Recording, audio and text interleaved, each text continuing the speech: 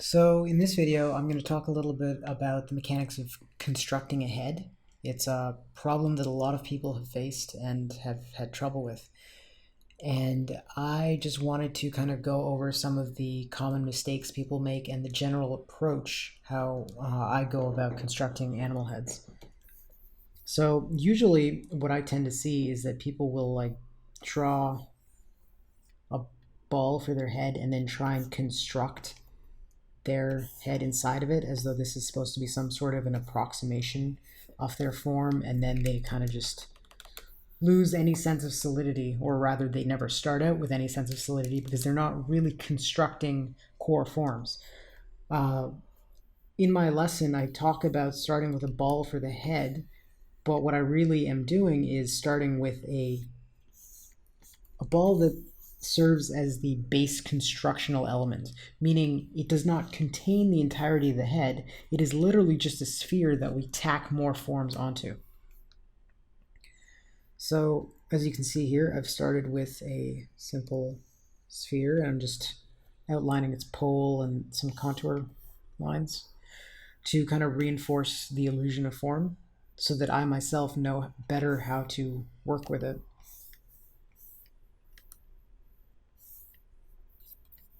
Just fleshing out my neck here with drawing through the ellipse so that it retains its solidity. Now, when I draw a horse head, I see generally the cranial sphere is about here, and then there's a box that comes out along here. Those are the two major forms that I'm seeing. So I know that I've got like a brow ridge that's coming across here, so I want to kind of figure out how that's going to fit in there. And I know that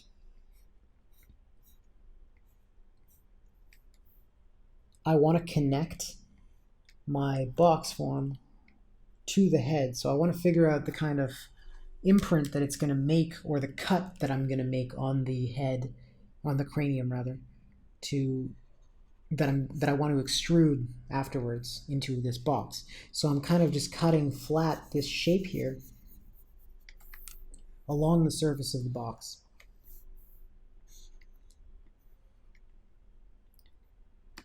And next I just draw a box coming off of there. And you'll notice that it's not really a box, it's really just more of a boxy form. And as far as I'm concerned, they're the same thing. What makes a form boxy is that you have clearly distinguished planes. And it's these planes that give us a sense of how these forms exist in 3D space. So I will work with a lot of straight lines, kind of fleshing this out here. And once I've got this in here, now I can start to think about, well, what other forms are present? I know that this muzzle here kind of dips a little bit lower with the chin, so maybe I want to create an additional box to capture that.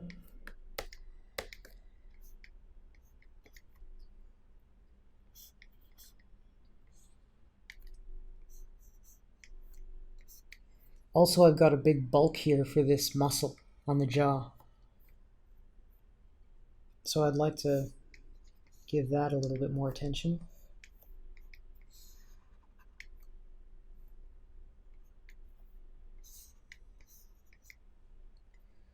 You'll notice that these pieces are kind of starting to fit together like a bit of a puzzle. You've got this thing coming out here, and you've also got a nice eye socket that fits snugly against that cheekbone.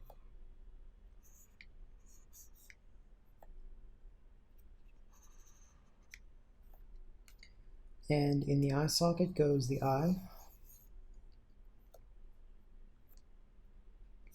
I also want to kind of bring out a strong brow ridge because we see that right here.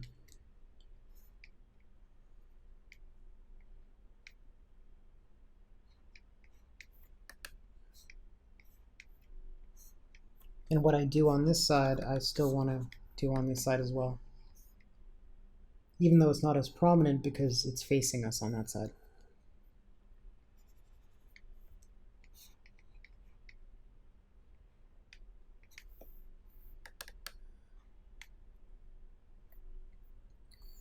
Next, I am going to, well, pretty much the same thing. I'm just adding and breaking down my forms. You can't really see how the ear connects to the head there because of the mane, but I'm just going to guess and kind of make sure that my forms are cutting into the actual curvature of the sphere and not just tacking on arbitrarily. Of course, this one is further along the other side, so we wouldn't be able to see how it gets cut in there. And also, don't forget that the eyelids wrap around the form of our eye. So we definitely want to capture that sense of going around instead of just cutting across, as a lot of people do. You need to be aware of and you need to believe in that form. If you believe in the illusion of form that you're creating, that lie, then you will draw as though it's true. And then your drawing will convince other people that this is all three-dimensional, despite the fact that it is essentially just one big illusion. So we've still got some work left to do on this nose, that's for sure. Got a nostril here that I want to cut out. So no, that wasn't correct. So what I was doing there was just kind of ignoring this faces. But what I should be doing is cutting along them. So I actually want to cut here and then go along the surface of the form, cut back around. And it's similar to how I was cutting out that face on the ball where I was doing something like this. I'm cutting along those surfaces so that I can anchor more forms or more information to them later on.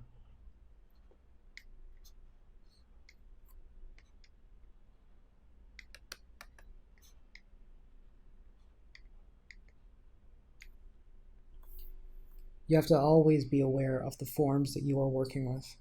And if you forget about them, you will start to make mistakes that contradict the information that you've already put down. And then that's how your construction loses its sense of solidity.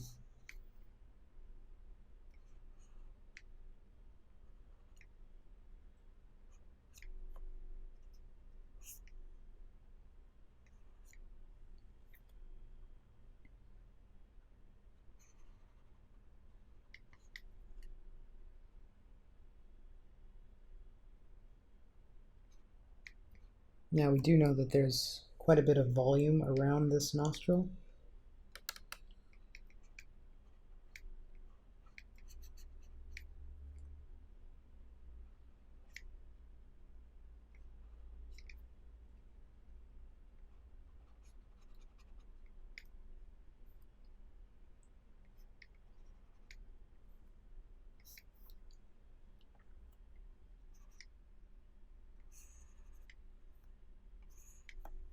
Of course, I've definitely drawn this neck too far out, and I could correct it, but I'm going to choose not to.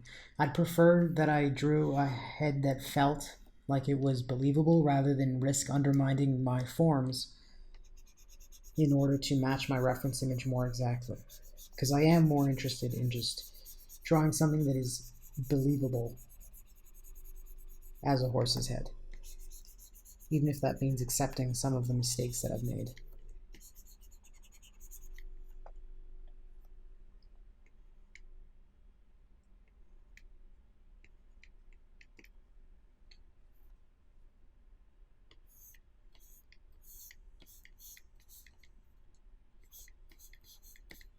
Of course, all the form carving, whatever those decisions were made from looking at the reference and constantly looking back at it.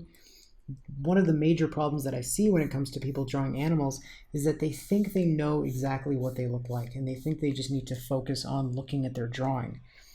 But it's really 80 to 90% observation and knowing what you should be drawing and not trusting your memory. Because when we look at something and then look away, a good deal of that visual information is immediately oversimplified and just tossed aside. And so when we're communicating this stuff, it is our responsibility to simplify what we're looking at and convey it more simply to the viewers so that they know what they need to understand. But we can't properly simplify it if we allow our brains to just kind of start tossing information out without considering what is and isn't important.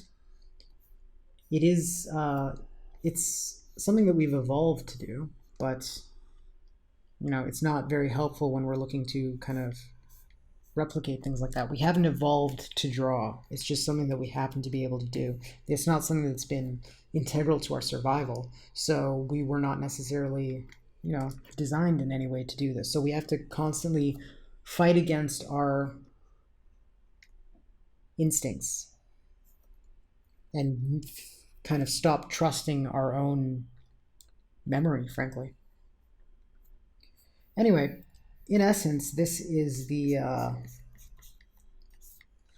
approach that I use to kind of construct a head from a multitude of forms, cramming them all together and connecting them together and building off this initial cranial ball. So next, I want to take that, set it aside, and look at how I would, here, I'll put it here, apply the same principles to drawing a cheetah, which has a considerably more, smushed face.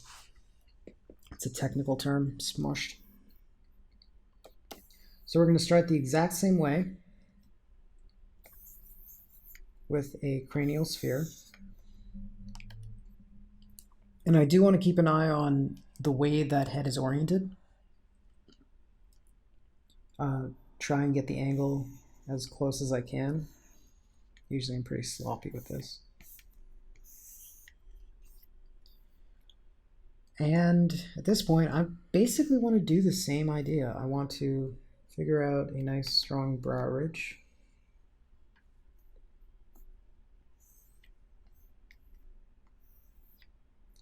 And then I want to place the muzzle. So it's the first big piece of my puzzle, where I'm cutting out this shape for the muzzle.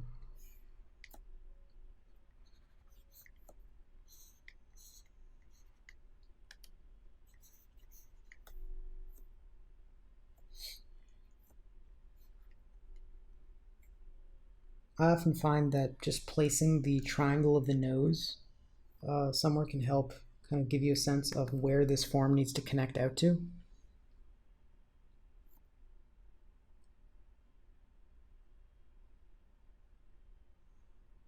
So I'm going to place it about here.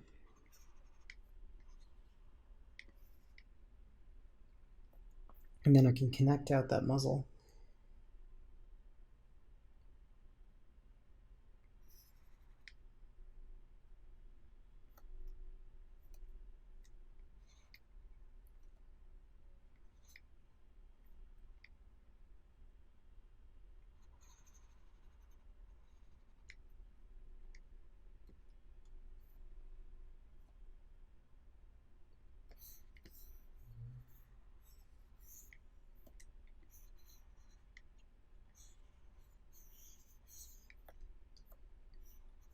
As I mentioned with the horse, it becomes a sort of puzzle where you've got these large components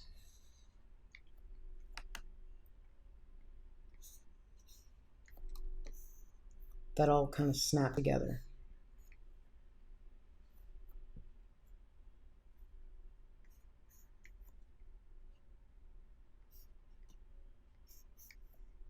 And really just carving the face into planes can help a lot when it comes to understanding how all the different parts relate to each other, which in turn allows you to draw them a little bit more easily with a little bit more understanding of how it all needs to work.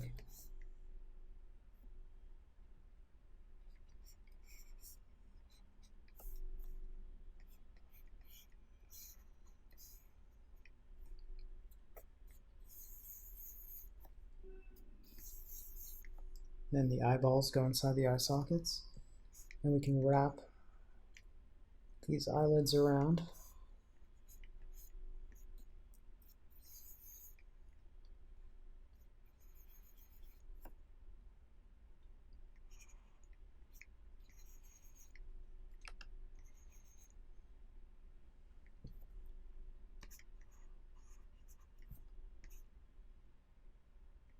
can be a little bit tricky to draw these noses sometimes because they're very dark, so it's hard to see exactly what's, like, where the planes are. Yeah, it's hard to distinguish the different parts of the nose sometimes.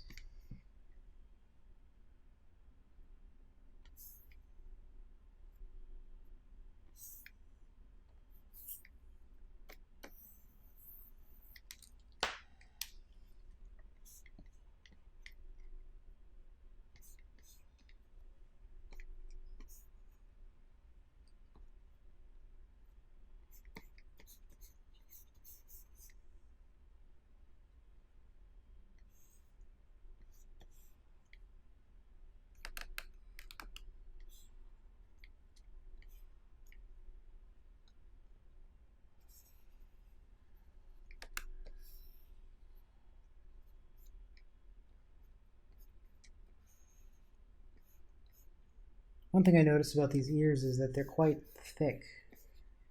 Got a lot of roundedness to them.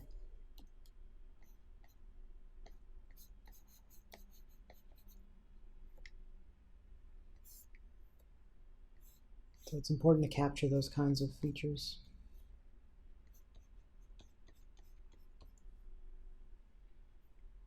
Also, this chin here, this line that I've made is actually quite incorrect, where the chin will actually be quite a bit smaller and less prominent.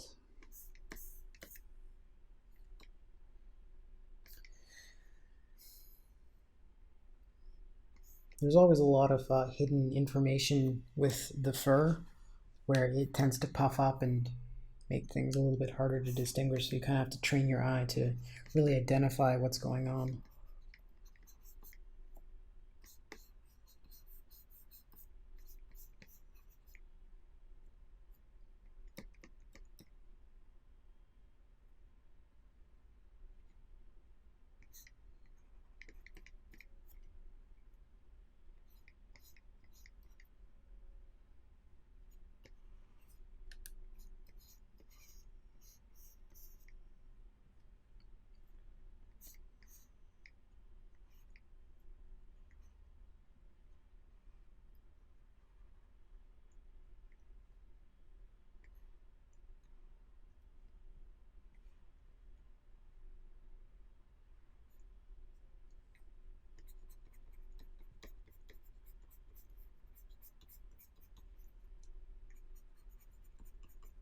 Not entirely sure how I want to deal with this, the distinctive teardrop stripe of the cheetah, because I don't necessarily want to fill it in completely because I feel like that might become too bold, too distracting.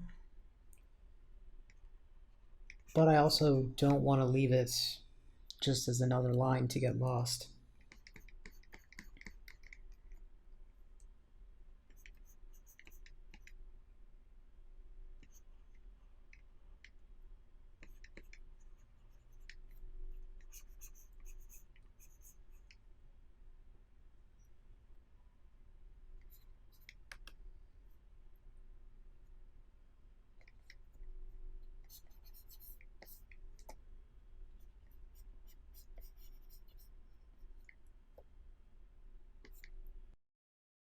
Anyway, as most of the construction here is done, I'm pretty much just going to leave it the way it is and end this video here before it gets too long.